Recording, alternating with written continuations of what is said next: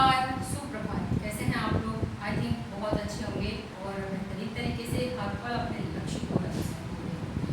चलिए शुरू करते हैं आज की क्लास। और आज की क्लास में जैसा कि आप देख पा रहे होंगे बोर्ड पर, भूगोल प्रैक्टिस सेशन। जी हाँ, यदि आप किसी भी एग्जाम की तैयारी कर रहे हैं तो आप हमारे चैनल को सब्सक्राइब करना ना भूलें। चलिए शुरू करते हैं आज की क्लास।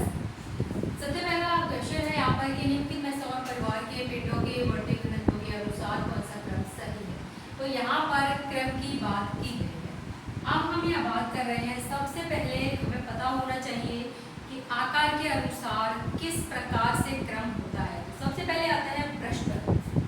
कौन आता है? बृहस्पति। और उसके बाद होता है शनि, और शनि के बाद होता है अरुण, और अरुण के बाद होता है वरुण। और आगे अगर हम इस क्रम को देखें तो पृथ्वी, शुक्र, मंगल और बुध। कौन होता है? पृथ्वी, शुक्र, मंगल और बुध।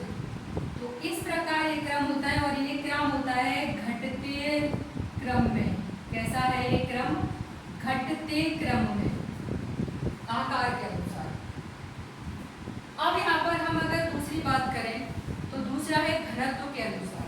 दूसरा कौन सा है? तो है घनत्व के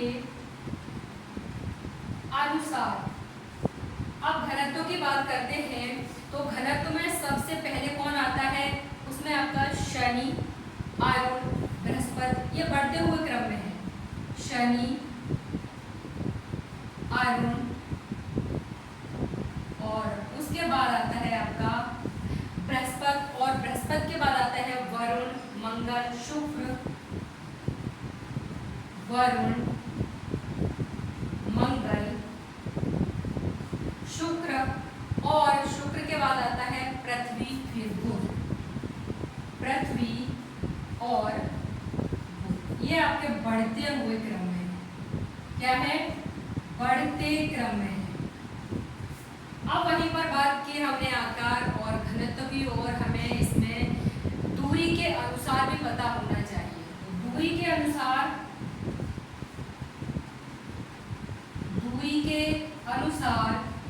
इनके क्रम की बात करें तो देखिए, सबसे पहले होता है बुध, बुध के बाद होता है शुक्र, बुध, शुक्र, पृथ्वी, मंगल, बृहस्पति, शनि, अरुण और वरुण। वहीं पर अगर हम द्रव्यमान की बात करें तो द्रव्यमान के आधार पर देखेंगे तो बृहस्पति पहले आएगा, फिर शनि आएगा, फिर वरुण आएगा, अरुण आएगा, पृथ्वी, शुक्र, मंगल और बुध आएगा। द्रव्यमान के आधार पर भी अगर हम देखते हैं तो ये घटते क्रम में, और दूरी के अनुसार होता है तो इसमें भी ये बढ़ते हुए क्रम में है, जैसे कि मैंने आपको बताया। तो यहाँ पर हमारा जो आंसर है वो जाएगा बृहस्पति, मंगल, पृथ्वी, बुध। कौन सा हो जाएगा? बृहस्पति, मंगल, पृथ्वी, बुध हो जाएगा। अब बात करते हैं यहाँ पर हम दूसरे प्रश्न की, और इसके अलावा आपको ये तो पता ही होगा कि हमारा जो सबसे बड़ा ग्रह है वो कौन सा है? तो वो है बृहस्पति, अर्थात जुपिटर की बात कर रहे हैं। सबसे छोटे की बात करें तो सबसे छोटा है बुध। अब बात करते हैं यहाँ पर नेक्स्ट क्वेश्चन की, और हमारा जो नेक्स्ट क्वेश्चन है वो है सौर परिवार का दूसरा सबसे बड़ा पिंड कौन सा है? सौर परिवार का सबसे बड़ा पिंड कौन सा है? पिंड कौन सा है? यहाँ पर आपका जो ऑप्शन है वो इस प्रकार है: सूर्य, बृहस्पति, शनि और यूरेनस। सूर्य, बृहस्पति, शनि और है आपका यूरेनस। अब हम जब सबसे पहले बात करते हैं तो एकदम से माइंड में आपके आएगा कि क्या कहते हैं, इसमें आप देखेंगे तो आपको लगेगा कि बृहस्पति सबसे बड़ा है, लेकिन यहाँ पर पूछ रहा है दूसरा, और बृहस्पति क्या है? तो वो सबसे बड़ा ग्रह है ना। तो यहाँ प्लेनेट की बात नहीं कर रहे, यहाँ पर पिंड की बात करें तो सबसे बड़ा पिंड कौन सा है और उसके दूसरे नंबर का कौन सा है। जब हमें सबसे बड़ा पता होगा तो हम दूसरे नंबर का भी पता कर लेंगे। तो यहाँ पर जो सबसे बड़ा कहें तो वो है सूर्य। सबसे बड़ा पिंड की बात करेंगे तो वो हो जाएगा सूर्य। और यहाँ पर दूसरे नंबर पर बात करेंगे तो वो कौन सा हो जाएगा, आपका बृहस्पति हो जाएगा। अब हम यहाँ पर अगर हम सूर्य की बात कर लें तो सौर परिवार का सबसे बड़ा पिंड हो गया सूर्य। सूर्य के अभ्यास की बात करें तो ये होता है 13,92,000 किलोमीटर। सूर्य का अभ्यास कितना है,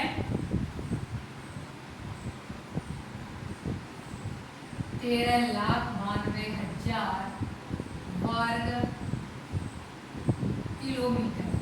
और वहीं पर अगर पृथ्वी के व्यास का कितने गुना है पूछ लिया जाए तो पृथ्वी के व्यास का 110 गुना है। और पृथ्वी के व्यास का कितना, 110 गुना है। सूर्य से पृथ्वी की दूरी अगर पूछ ली जाए तो 14.98 करोड़ किलोमीटर होती है इसकी सूर्य से पृथ्वी की दूरी। क्या है ये, पृथ्वी की दूरी।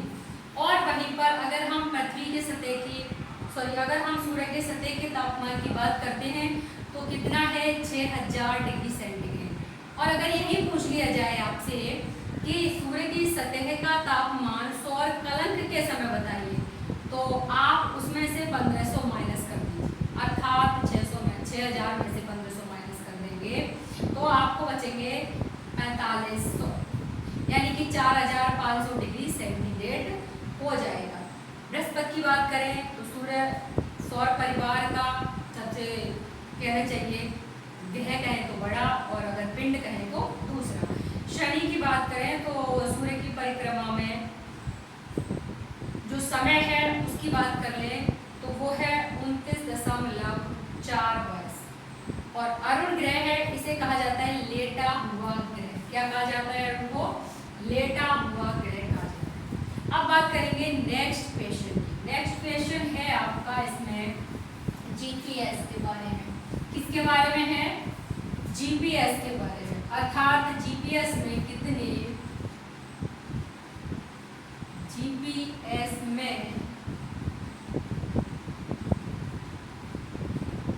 कितने उपग्रहों का उपयोग किया जाता है।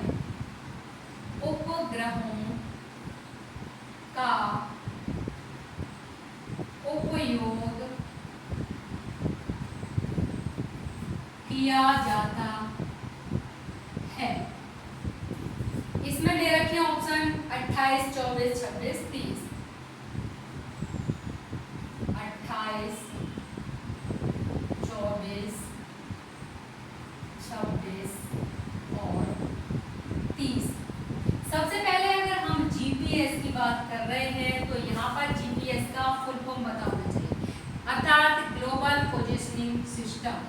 क्या है, ग्लोबल पोजिशनिंग सिस्टम। अब हम बात करें यहाँ पर तो मूल रूप से यूएसए के रक्षा विभाग द्वारा विकसित किया गया है। किसके द्वारा, यूएसए के रक्षा विभाग द्वारा मूल रूप से ये विकसित किया गया। अब बात करते हैं उपग्रहों की संख्या। तो उपग्रहों की संख्या है 24। आइए नेक्स्ट क्वेश्चन देखें। नेक्स्ट क्वेश्चन है आपका चुंबकीय तूफान क्या है।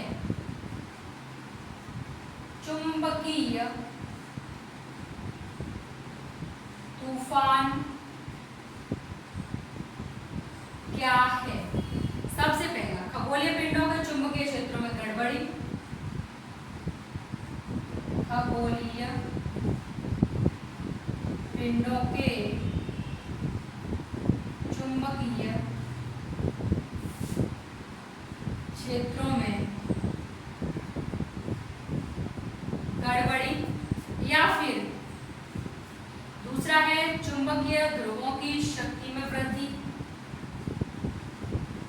चुंबकीय ध्रुवों की शक्ति में वृद्धि। और वहीं पर तीसरा है उत्तर और दक्षिण ध्रुवों का परिवर्तन, उत्तर व दक्षिण ध्रुवों का परिवर्तन। और वहीं पर डी नंबर है कि उच्च चुंबकीय धाराओं के कारण, उच्च चुंबकीय धाराओं के कारण महासागरों में उत्पन्न तूफान, महासागरों में उत्पन्न तूफान। तो बताइए कि कौन सा इसमें क्वेश्चन का आंसर हो सकता है। सबसे पहले आप पढ़ेंगे खगोलीय पिंडों के चुंबकीय क्षेत्रों में गड़बड़ी। यहाँ पर आपको इससे रिलेटेड एक ही आंसर सही दिख रहा है, वो है आपका खगोलीय पिंडों के चुंबकीय क्षेत्रों में गड़बड़ी। अब आते हैं नेक्स्ट प्रश्न पर, और नेक्स्ट प्रश्न है पृथ्वी के घूर्णन से संबंधित। जी हाँ, हमारी अर्थ जो है वो दो प्रकार से मूवमेंट करती है। कौन कौन से होते हैं? एक होता है आपका रोटेशन, यानी कि अपनी धुरी पर घूमना। दूसरा होता है रिवॉल्यूशन, जो कि सूर्य के चारों ओर चक्कर लगाना। तो यहाँ पर प्रश्न है आपसे, क्या पृथ्वी के घूर्णन की धुरी में क्या पृथ्वी के घूर्णन की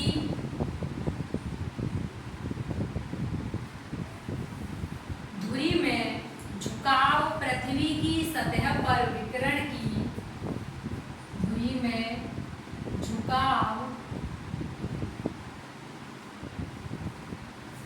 पृथ्वी की सतह पर विकिरण की, पृथ्वी की सतह पर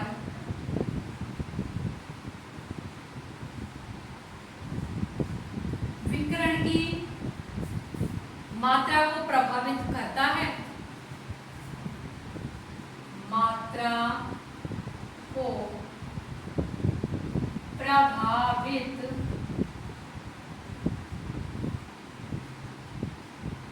करता है। तो यहाँ पर आपके जो ऑप्शन है वो है हाँ, दूसरा है ना, तीसरा है अयोग्य, हाँ, नहीं, और डी कह रहा है होता नहीं। आप लोग सोचिए और बताइए। तो जो पृथ्वी की गति की हमने बात की, वो आपका जो रोटेशन है और एक रिवॉल्यूशन है। रोटेशन की हम बात करें तो उससे क्या है, दिन रात का जो चक्र है उसकी वजह से चल रहा है। और जो रिवॉल्यूशन जो कि परिक्रमण गति है, उससे क्या हो रहा है, उससे आपका ऋतु परिवर्तन होता है। जी हाँ, तो यहाँ पर आपका आंसर क्या हो जाएगा? हाँ जी, बिल्कुल सही है। नेक्स्ट प्रश्न की बात करें हम, तो ये है आपका कि किस ग्रह का कोई उपग्रह नहीं है। मोस्ट इंपॉर्टेंट प्रश्न है, किस ग्रह का कोई उपग्रह नहीं है।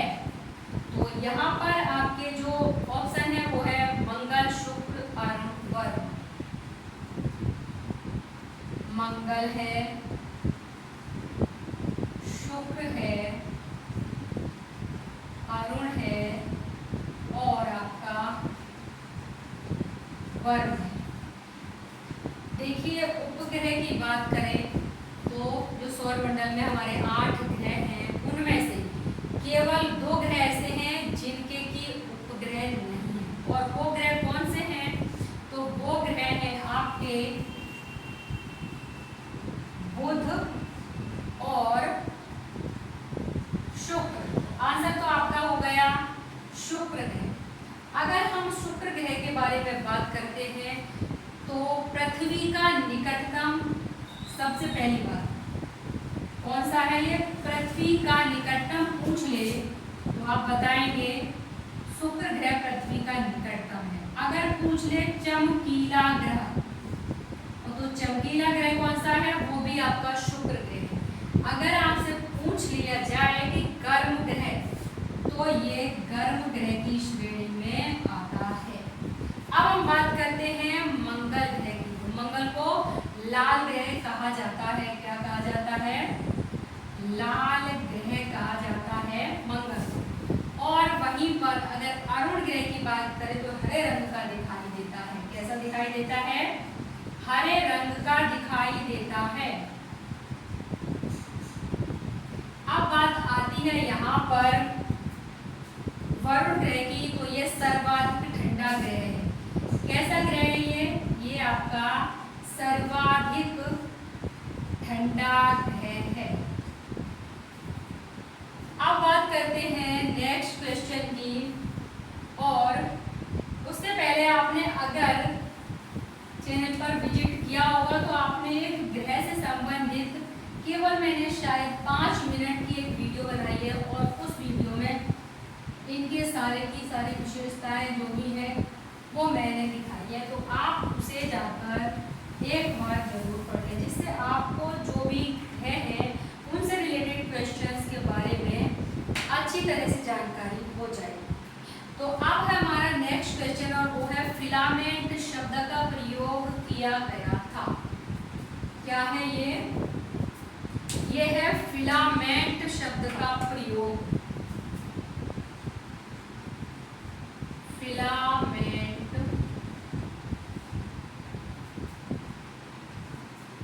शब्द का प्रयोग किया गया था। अर्थात फिलामेंट शब्द का प्रयोग कहाँ किया गया, ये पूछा है। पृथ्वी की उत्पत्ति संबंधित कल्पनाओं की बात करें, यहाँ पर एक ग्रहाणु परिकल्पना, जो ऑप्शन है वो मैं बता दूं आपको, ग्रहाणु परिकल्पना, और यहाँ पर दूसरा ऑप्शन है वो है ज्वारीय परिकल्पना। कौन सा है, ज्वारीय परिकल्पना। और यहाँ पर तीसरा है आपका सुपरनोवा परिकल्पना। सुपरनोवा परिकल्पना। और वहीं पर डी नंबर है आपका अंतरतारकीय धूल परिकल्पना। कौन सा है, अंतरतारकीय धूल परिकल्पना। धूल परिकल्पना, जी हाँ, यहाँ पर जो परिकल्पनाएं दी हैं उनकी बात की गई। तो सबसे पहली बात यह है कि हम ग्रहाणु परिकल्पना, तो ये भी किसी ने दी होगी, तो उसको भी जान लेते हैं। किसने दी है, तो ग्रहाणु परिकल्पना दी थी मोल्टन व चैम्बरलेन ने। किसने दी है ये, मोल्टन व चैम्बरलेन। अब बात आती है कि कब दी थी उन्होंने, तो ये दी थी 1905 में। कब दी थी, 1905 में। अब आते हैं ज्वारीय परिकल्पना के बारे में देखते हैं। तो ये सर जेम्स जीन्स जेफरे द्वारा, कौन थे, सर जेम्स जीन्स जेफरे के द्वारा दी गई थी। ये कौन थे, ब्रिटिश थे ये। और इनकी बात करें तो इन्होंने ये परिकल्पना दी थी 1919 में। कब दी थी, 1919 में। अब हम बात कर रहे हैं फिलामेंट की। तो फिलामेंट की बात ज्वारीय परिकल्पना के अंतर्गत ही की गई है। और वहीं पर सुपरनोवा परिकल्पना की बात करें तो इसके प्रतिपादक कौन है, तो वो है होयल तथा लिटलटन। कौन है, होयल तथा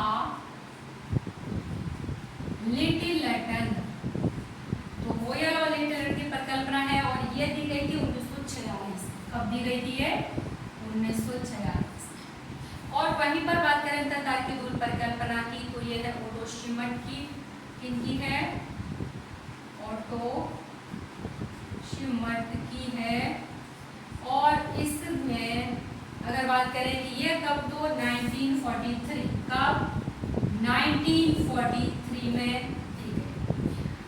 अब बात करते हैं नेक्स्ट प्रश्न की, और नेक्स्ट प्रश्न है हमारा, इसमें पूछा गया है कि तारों की निःसृत गैस व धूल के राशि के पिंड को कहते हैं।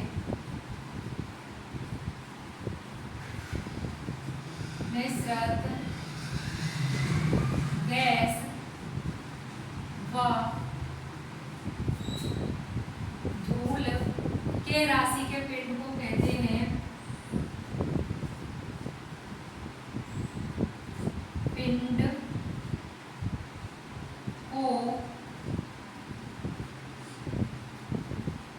कहते हैं। क्या कहते हैं, तो यहाँ पर इन्होंने दिया है फिलामेंट, फिलामेंट, और बी नंबर इन्होंने दिया है और वो है नेबुला, और यहाँ पर सी नंबर दिया है इन्होंने, वो दिया है ग्रहाणु, और डी नंबर है द्वैतारक। जी हाँ, यहाँ पर आप सौरमंडल के अलावा हम पृथ्वी की उत्पत्ति से जो भी रिलेटेड प्रश्न हैं, ग्रहों के एक तो प्रश्न इसमें हैं और दूसरे आपके पृथ्वी की उत्पत्ति से संबंधित भी प्रश्न इसमें शामिल किए। तो बात कर रहे हैं यहाँ फिलामेंट, नेबुला, ग्रहाणु और द्वैतारक। तो आप देख रहे थे फिलामेंट की जो बात थी वो किसने की थी, ज्वारीय परिकल्पना में की गई। अब यह तारों के द्वारा ये निश्चित गैस व धूल राशि की बात कर रहे हैं, तो ये क्या है, तो ये है नेबुला, और यहाँ पर इन्होंने ये निहारिका भी दिया था। तो लाप्लास की एक परिकल्पना थी, वो कौन सी है, वो निहारिका परिकल्पना रही है। लाप्लास महोदय की वो भी पृथ्वी की उत्पत्ति से संबंधित ही परिकल्पना है।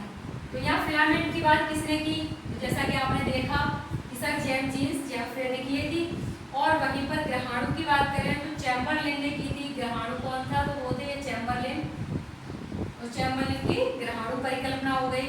और वहीं पर अगर हम बात करें द्वैतारक की, तो ये किसकी है, रसेल की, रसेल महोदय की है द्वैतारक परिकल्पना। अब बात करते हैं नेक्स्ट प्रश्न की कि कहाँ वर्ष की लंबाई सबसे अधिक होती है। जी हाँ, प्रश्न नेक्स्ट प्रश्न है कि कहाँ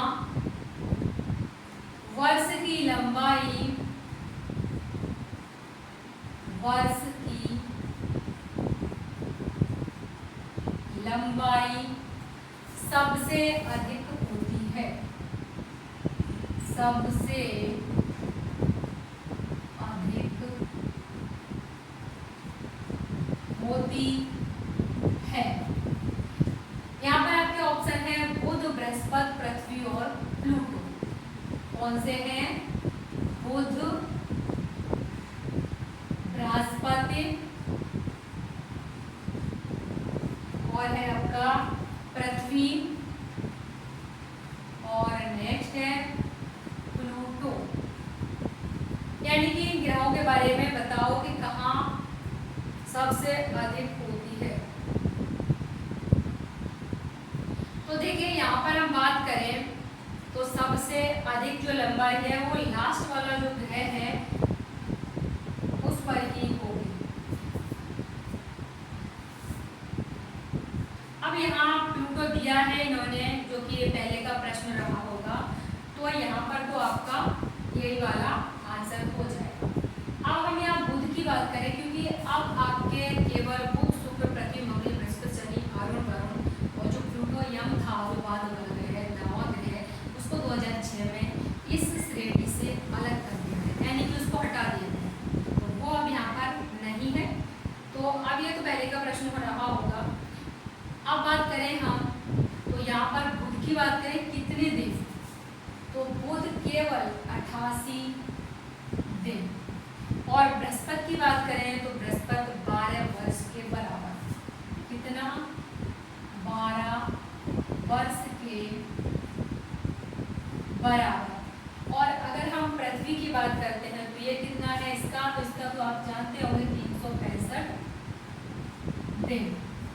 और यहाँ प्लूटो की जो पहले बात की थी उसमें 248 वर्ष के बराबर एक वर्ष, 248 वर्ष के बराबर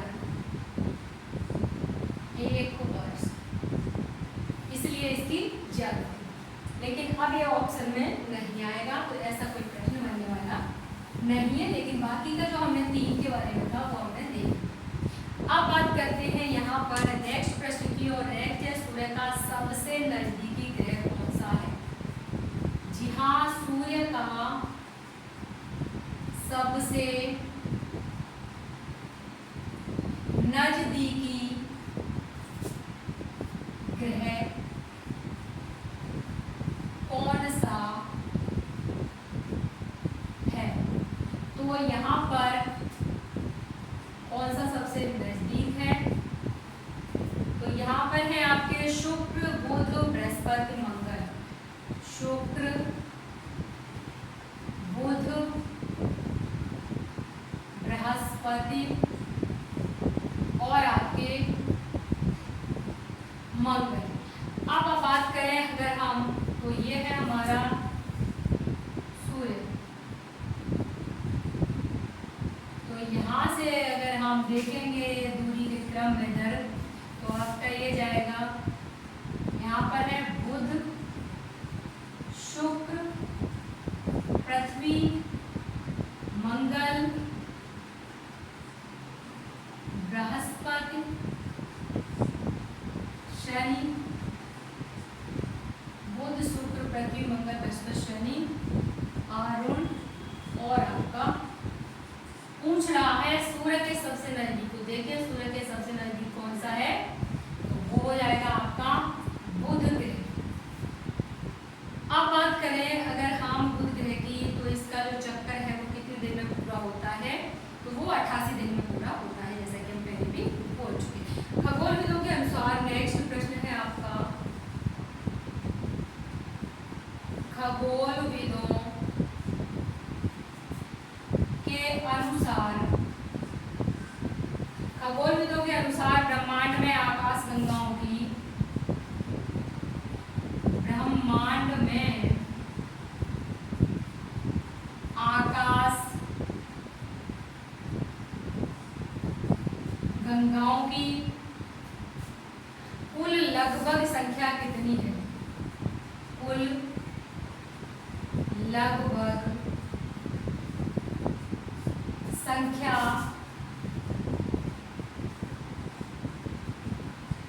कितनी है। तो इन्होंने जो ऑप्शन है वो दिए हैं 100 से 200 अरब,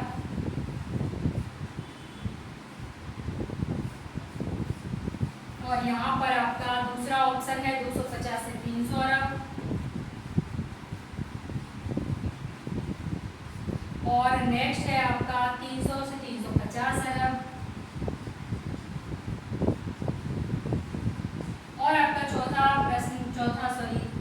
ऑप्शन है 350 से 400 अरब। आकाशगंगा की बात करें तो यहाँ पर जो आपके यहाँ पर कुल आकाशगंगाएं हैं, ये इनकी संख्या लगभग 100 से 200 अरब मानी गई है। चलिए बात करेंगे अब नेक्स्ट प्रश्न की। यहाँ पर अगर हम बात कर लेते हैं पृथ्वी की, देखिए सूर्य के सबसे पास कौन, और अगर बात कर ले पृथ्वी की तो सूर्य के सबसे पास कौन, तो बुध, और अगर पृथ्वी की बात कर लें तो उसके सबसे पास कौन है, तो वो है शुक्र। अब बात आती है, प्रश्न है कि पृथ्वी की सतह पर मौसम परिवर्तन के लिए उत्तरदायी कारकों की पहचान कीजिए। प्रश्न है आपका कि पृथ्वी की सतह पर, पृथ्वी की सतह पर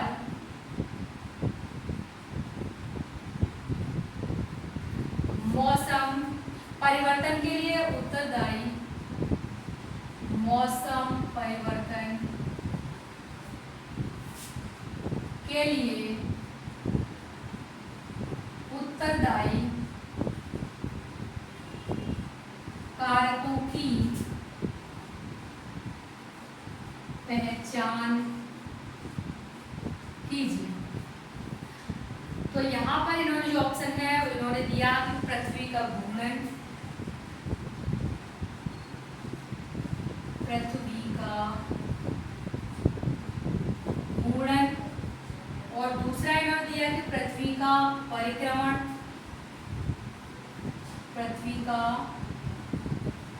परिक्रमण कहना चाहिए, रोटेशन और रिवॉल्यूशन की बात कर रहे हैं।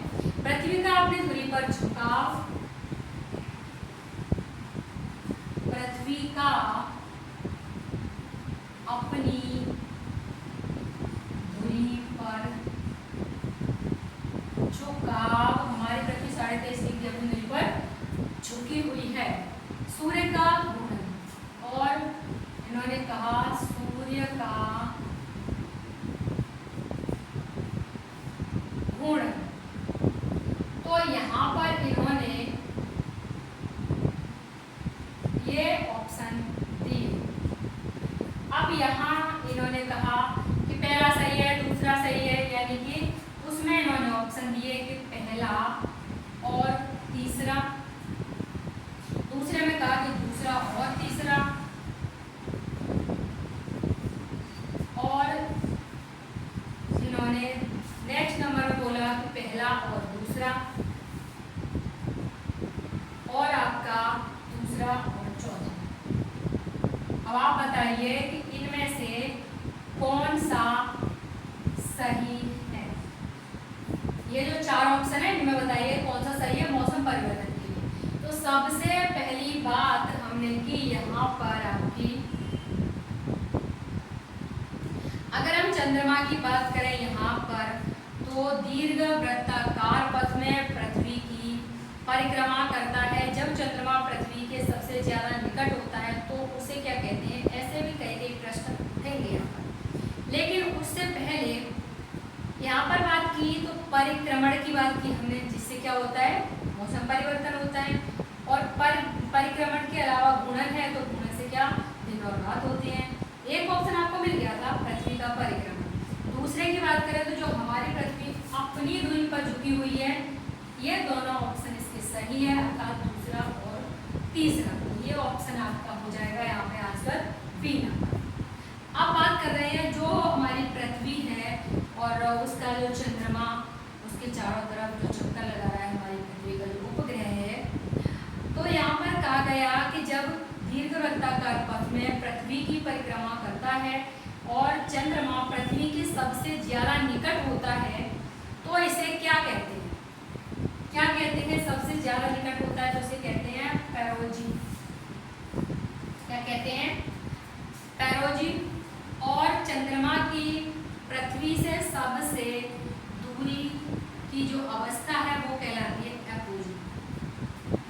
यहाँ पर तो निकट है और यहाँ पर सबसे ज्यादा दूर होता है तो वो कहलाती है एपोजी।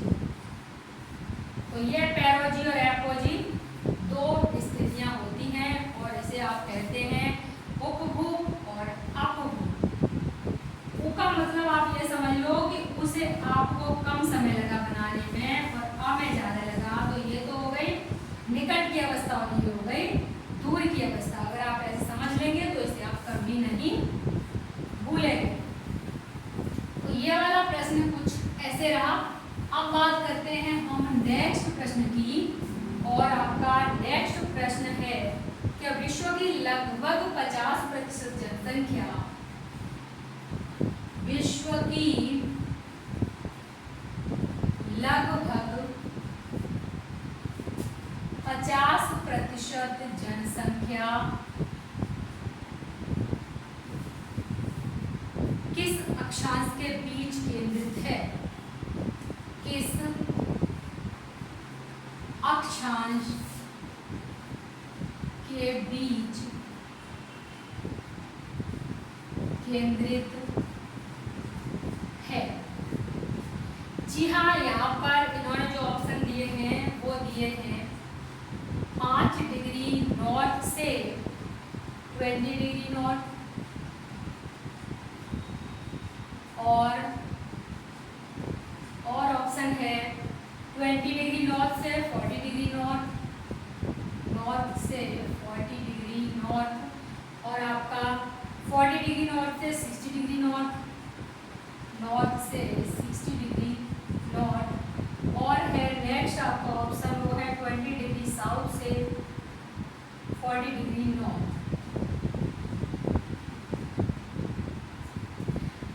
अब यहाँ पर हम बात करते हैं जैसे कि ये है हमारा ग्लोब यानी कि हमारी अर्थ है, जो ये है आपकी इक्वेटर है ये, और ये इक्वेटर दर्शाता है 0 डिग्री और यहाँ पर आपका ये है ट्रॉपिक ऑफ कैंसर और वहीं पर ये है ट्रॉपिक ऑफ कैप्रिकॉर्न। तो यहाँ पर कौन सा एरिया ऐसा है जहाँ पर जनसंख्या अधिक है, 50% से अधिक है। तो जब आप मैप देखते हैं तो आप मैप में पाएंगे जो जनसंख्या अधिक वाले देश हैं वो हमारे 20 डिग्री नॉर्थ से 40 डिग्री नॉर्थ, यानी कि ये कुछ यहाँ से लेके और आपके यहाँ 40 डिग्री तक, यानी कि 20 से 40 डिग्री नॉर्थ में जनसंख्या का जो घनत्व है वो सबसे अधिक पाया जाता है। अत्यधिक जनसंख्या वाले देश यहाँ पर विद्यमान हैं।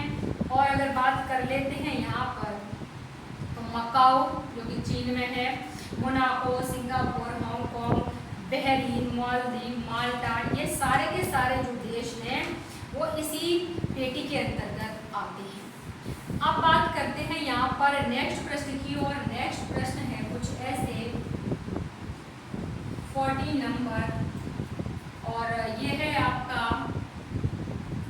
कि सूची फर्स्ट को सेकंड से मिलान करो।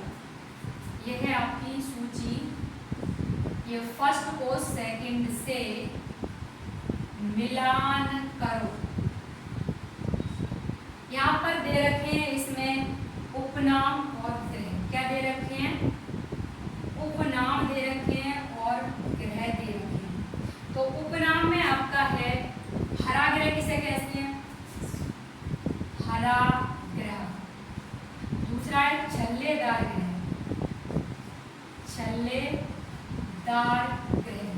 और नेक्स्ट है लाल ग्रह और नेक्स्ट प्रातः सांध्य तारा। लाल ग्रह इधर है, प्रातः सांध्य तारा। और यहाँ ऑप्शन है वो है शुक्र, मंगल, अरुण, शनि। शुक्र, मंगल, अरुण और है शनि। जी हाँ, अगर आप यहाँ देखेंगे तो आप यहाँ मिलाएंगे तो सबसे पहले आप ग्रहों की तरफ से, ग्रहों की तरफ आप गए तो आपने देख लिया, इधर आप गए तो इधर देख लिया आपने। सबसे ज्यादा आपको पता है यहाँ पे चल रहा होगा छल्लेदार। छल्लेदार ग्रह जैसे कि आप जानते हैं कौन सा है, शनि ग्रह।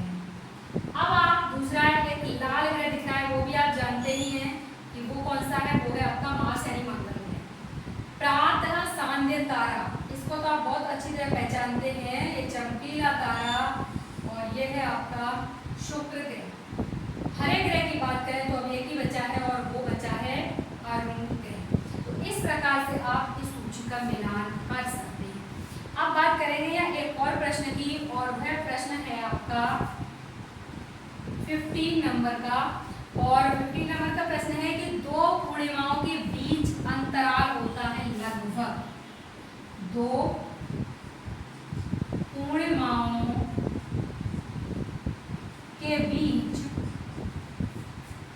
अंतराल होता है लगभग। देखिए कितना अंतराल होगा, तो यहाँ पर इन्होंने कहा कि 26.5 दिन। तो बी नंबर में इन्होंने कहा कि 27.5 दिन हो सकता है। सी में कहा 28.5 दिन और डी में इन्होंने कहा कि 29.5 दिन। देखिए दो पूर्णिमाओं